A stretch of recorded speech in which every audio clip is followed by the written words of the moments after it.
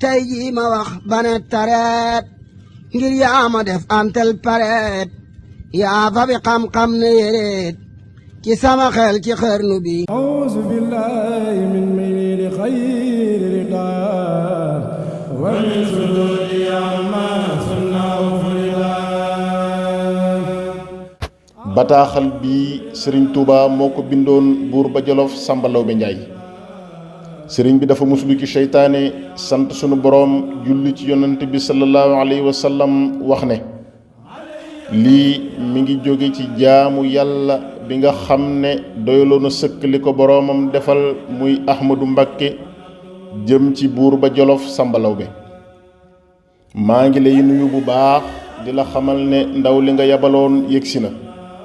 jottali na ma sab nuyoo xamal na ma itam ne danga doon sàkku ci man ak laabiire goo xam ne dinga ci mën a waaroo moo tax ma bindal la lii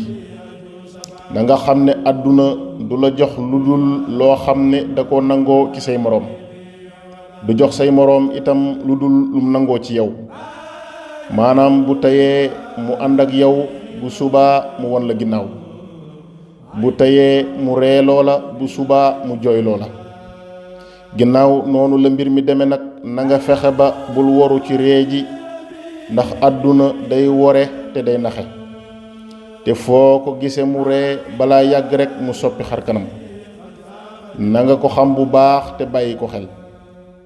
maa ngi lay digal itam nga góorgóorlu bu baax ci dimbali néew gi doole yi ak way ñàkk yi te nga wan ginnaaw lépp luy ak tooñ ak jaay doole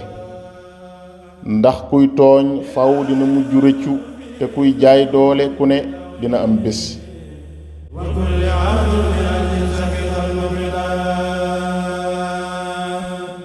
bul fàtte mukk ne nguur gi nga yor tey ak doole ji mu àndal yaa ngi ko jot ginnaaw bi ko àddina foqatee ci loxo yi ña ko yoroon nga xam ne ñii dañoo mujj faatu ñii folliku te noonu nga ci jote noonu képp nga koy ñàkke faw bés dina ñëw nga faatu wàcc fi nguur gi walla nga folliku ñàkk ko ginnaaw nii la deme nag na nga góorgóorlu ci lépp loo xam ne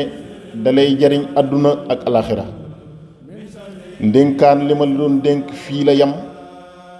ma di la xamal itam ne soo jëfee lii ma wax yow képp lay jariñ soo ko jëfewul nag lépp lu la ci fekk yaa ko teg sa bopp tey jii ma wax bane tareet ngir yaa ma def antel pareet yaa fa bi xam-xam ne yéreet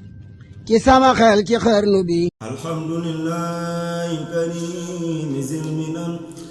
ala shighali bi furudin wa sunan